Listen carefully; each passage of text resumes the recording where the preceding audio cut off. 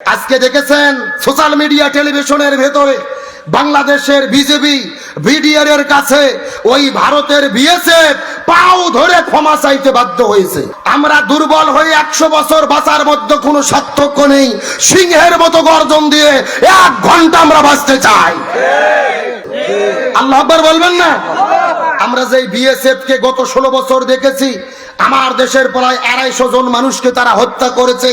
আমার বোন ফেলানিকে ধর্ষণ করে হত্যা করে কাটা আধারে 24 ঘন্টা ধরে ঝুলিয়ে রেখেছিল স্বৈরাচার হাসিনার এই রাষ্ট্রনীতির কারণে। অথচ ডক্টর মোহাম্মদ ইউনূস এমন বিজেপি বিডিআর এর সেনাদেরকে সেলুট দেয়। সরকারকে বলি ডক্টর মোহাম্মদ ইউনূসকে এদের রাষ্ট্রীয়ভাবে জাতীয় পুরস্কার দেওয়া দরকার। গত 16 বছর আমরা মার খেয়েছি। নিরপরাধ আমার বাংলাদেশের নাগরিকদেরকে ওরা দিনে দুপুরে নিরপরাধ মানুষদের গুলি করে হত্যা করেছে। এদের কড়াভাবে জবাব দিতে প্রস্তুত থাকতে হবে। আজকে যেই গত 16 বছর অত্যাচার সহ্য করেছি, আজকে ওই ভারতের বিএসএফ কেন ঢুকেছে? আমার দেশের সীমানার মধ্যে ঢুকে একটা যুবককে জোর করে ধরে নিয়ে যাচ্ছে। এমন সময় আমার বিজেপির ভাইরা ওই জায়গাতে যাওয়ার পরে তাকে অ্যাটাক করে ফেলছে, ধরে ফেলেছে। সর্বশেষ পাও ধরে ক্ষমা চাইতে জঙ্গিরা হামলা করে হিন্দুদের হত্যা করেছে না।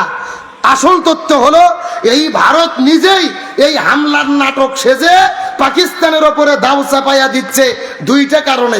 1 নম্বর কারণ, গত মাসে ওয়াকফ আইন সংস্কার করে ভারতে হাজার হাজার মসজিদ মাদ্রাসা বুলডোজার দিয়ে ঘুরে দেওয়া হচ্ছে এই বিষয়টাকে ধামাচাপা দেওয়ার জন্য। মানে এক ঘটনা গোপন রাখার জন্য আর এক ঘটনা তৈরি করেছে।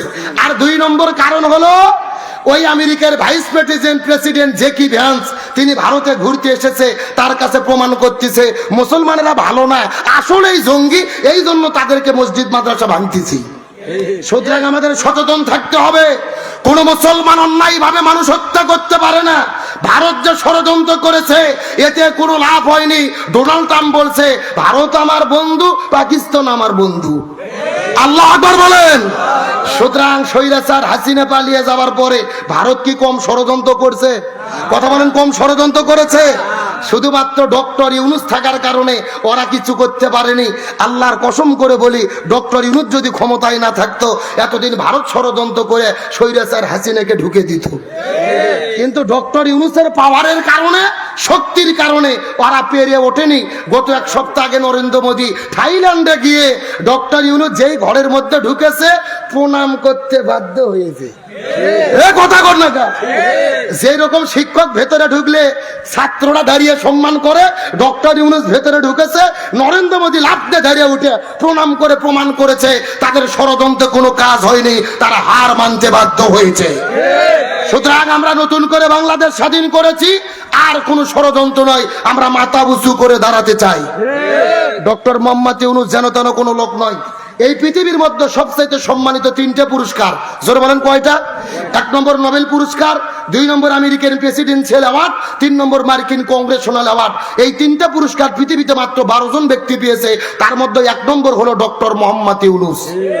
আল্লাহু আকবার বলবেন না? সুতরাং তাকে আমরা পেয়েছি, তার নেতৃত্বে দেশ এগিয়ে যাবে, কারু কাছে মাথা নত করব না। আমার প্রিয় বন্ধুগণ, মুসলমান ভাইরা, ভূমিকাতে যে কথা বুঝাতে যাচ্ছিলাম, তাহলে নবীর আদর্শ শুধু নামাজে নাকি পুরো সমাজে? পুরো সমাজে নবীর আদর্শ যদি মেনে নেই তাহলে শান্তি এবং কল্যাণ। শুধু নামাজ রোজাই সুন্নাত মেনে কোনো কাজ হবে? নবীর আদর্শ কি শুধু নামাজে নাকি সমাজে? নামাজে নাকি সমাজে? রাসূল বলেছেন হাদিস, কিয়ামতের ময়দানে, কিয়ামতের আগে আমার একটা মৃত সুন্নাতকে যারা জীবিত করতে পারবে আল্লাহ তাদেরকে 100টা গলা কাটা শহীদের সওয়াব দান করবে। আর একটু জোরে বলেন, হাদিসের দিকে লক্ষ্য করেন। মৃত সুন্নাত, জোরে বলেন কি সুন্নাত? মাথায় টুপি দেওয়া কি? কথা না বললে বুঝবেন না। মাথায় টুপি দেওয়া কি? মুখে দাড়ি রাখা কি? এখন বলেন তো, টুপি আর দাড়ি এই সুন্নাত কি মরছে? কথা বলেন, মরে গেছে? জিকির মারা গেছে, নামাজ মারা গেছে। এই পৃথিবীতে একটা মাত্র সুন্নাত মারা গেছে, সেটা হলো আমার নবী 10 বছর মদিনা নামক রাষ্ট্র কোরআন দিয়ে পরিচালনা করেছে। ওই কোরআনের রাষ্ট্র পৃথিবীতে 100% একটাও নাই। তার মানে বোঝা গেল মৃত সুন্নাত জীবিত করলে 100টা গলা কাটা শহীদের সওয়াব। এই সুন্নাত শুধু মাথায় টুপি নয়, এই সুন্নাত শুধু মুখে দাড়ি নয়, এই সুন্নাত হলো নবীর তরিকায় এই জমিনে কোরআন দিয়ে রাষ্ট্র পরিচালনা করা। এখন এই সুন্নাত মানতে কি আপনারা রাজি আছেন? ইনশাআল্লাহ। যেরকম খাওয়ার পরে মিষ্টি খাওয়াও সুন্নাত, আবার নবীর তরিকায় দাঁত ভাঙাও সুন্নাত। আমরা মিষ্টি খাওয়ার সুন্নাত মানি, দাঁত ভাঙার সুন্নাতের কথা বললে শরীরে অ্যালার্জি চুলকনি শুরু হয়। কথা বল না কা?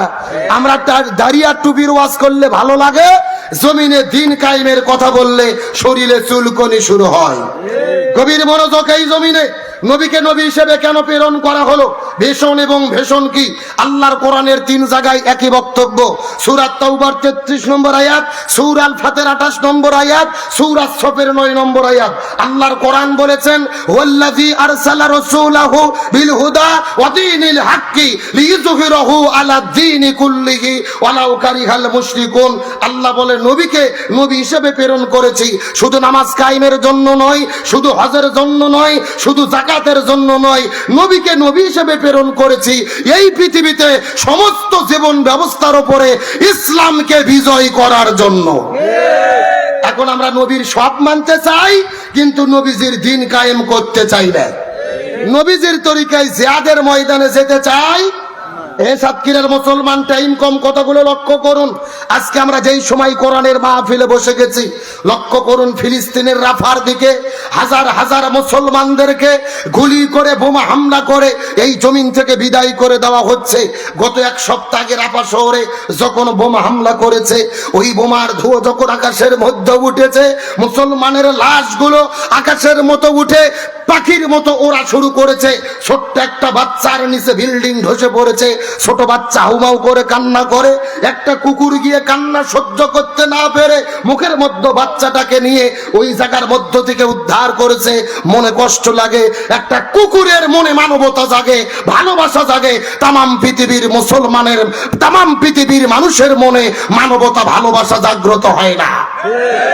আজকে তামাম পৃথিবীর 200 কোটি মুসলমান রসুলের তরিকায় বদরের শপথ নিয়ে, হাতে তরোয়াল নিয়ে, আল্লাহর তাকবীর দিয়ে যদি রাজপথে নামতে পারতাম, আমাদের যুদ্ধ করা লাগতো না। আল্লাহর তাকবীর দিয়ে সুন্নতি তরিকায় যদি প্রসব করতে পারতাম, ওই প্রসবের ছোটে ইহুদির বাচ্চারা সাগরে নিমজ্জিত হতে বাধ্য হতো। কিন্তু মনে কষ্ট, তামাম পৃথিবীর 57টা মুসলমান দেশ রাষ্ট্রপ্রধানেরা বলতেছে, আমরা তীব্র নিন্দা এবং প্রতিবাদ জানালাম, তোমরা দোয়া করো। জোর বলেন, কি করো? শুধু দোয়া দিয়ে যদি মাজলুম মানবতার মুক্তি হতো, আমাদের নবীজি 27টা জিহাদের নেতৃত্ব দেওয়া লাগতো না। শুধু দোয়া দিয়ে যদি মানবতার মুক্তি হতো, আমাদের নবীজি দন্দন মোবারক শহীদ করা লাগতো না, উহুদের ময়দানে আর তায়েফের ময়দানে রক্ত ঝরানো লাগতো না। সুতরাং আলোচনার শুরুতে বলতে চাই, হে সাতক্ষীরার মুসলমান, গভীর মনোযোগ। আল্লাহর কোরআন বলেছেন, ওমা লাকুম লা তুকাতিলুনা ফি সাবিলিল্লাহি ওয়াল মুস্তাদআফিনা মিনার রিজালি ওয়ান নিসাই ওয়াল বিলদানিল্লাযিনা ইয়াকুলুনা রাব্বানা আকরিজনা মিন হাযিহিল ক্বরিয়াতি যালিমি আহলুহা ওয়াজআল লানা মিন লাদুনকা ওয়ালিয়্যা ওয়াজআল লানা মিন লাদুনকা নাসীরা। আল্লাহর কোরআন বলে, তোমাদের কি হলো? তোমরা কি নাকে সরিষার তেল দিয়ে ঘুম পারবে? অথচ ফিলিস্তিন রাফার দিকে লক্ষ্য করো, ভারতের জম্মু কাশ্মীরের দিকে লক্ষ্য করো, হাজার হাজার মুসলমানেরা জীবন দিয়ে আল্লাহর কাছে ফরিয়াদ করে বলে, আল্লাহ এই মাজলুম জনপদ থেকে আমাদের মুক্ত করেন, অথবা একজন অভিভাবক পাঠান যিনি আমাদের সাহায্য করবে। এই আয়াতের দিকে লক্ষ্য রেখে আল্লামা তাকিব উসমানী সহ তামাম পৃথিবীর সমস্ত মুফতিরা একসঙ্গে ফতোয়া দিয়েছে, বর্তমানে তামাম পৃথিবীর মুসলমানদের জন্য ফিলিস্তিনের মুসলমানদের পক্ষে জিহাদ করা ফরজে আইন, ফরজে আইন, ফরজে আইন। সুতরাং আজকের প্রোগ্রাম থেকে বলি, সাতক্ষীরার তৌহিদি জনতা, সরকার যদি অনুমতি দেয়, যদি ডাক আসে, এই বাংলার জমিনে আমরা কোটি কোটি জনতা প্রয়োজনে মাথায় কাপড়ের কাপড় বেঁধে, প্রয়োজনে 7 সাগর 13 নদী পাড়ি দিয়ে ফিলিস্তিনের গাজায় নির্যাতিত মুসলমানদের পক্ষে দাঁড়িয়ে প্রয়োজনে জীবনের তাজা রক্ত ঢেলে দিতে কারা কারা রাজি আছেন? দুটি হাত আল্লাহকে তুলে দেখা।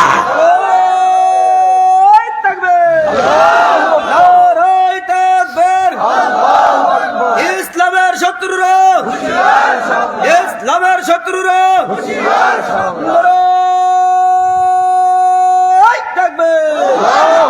আল্লাহ কবুল করুক, বলেন আমিন। তাহলে চিৎকার করে বলেন মাজলুমদের পক্ষে থাকার দরকার আছে না নাই? আমরা মুসলমানের জাতি, বিন বিন করে জাতি নয়, আমাদের সিংহের মতো গর্জন দিয়ে বাঁচতে হবে। এই জন্য কোরআনের পক্ষে আল্লামা সাঈদী বলেছিল, আমরা দুর্বল হয়ে 100 বছর বাঁচার মধ্যে কোনো সার্থক্য নেই, সিংহের মতো গর্জন দিয়ে 1 ঘন্টা আমরা বাঁচতে চাই। আজকে দেখেছেন সোশ্যাল মিডিয়া, টেলিভিশনের ভেতরে বাংলাদেশের বিজেপি বিডিআর এর কাছে ওই ভারতের বিএসএফ পাও ধরে ক্ষমা চাইতে বাধ্য হয়েছে।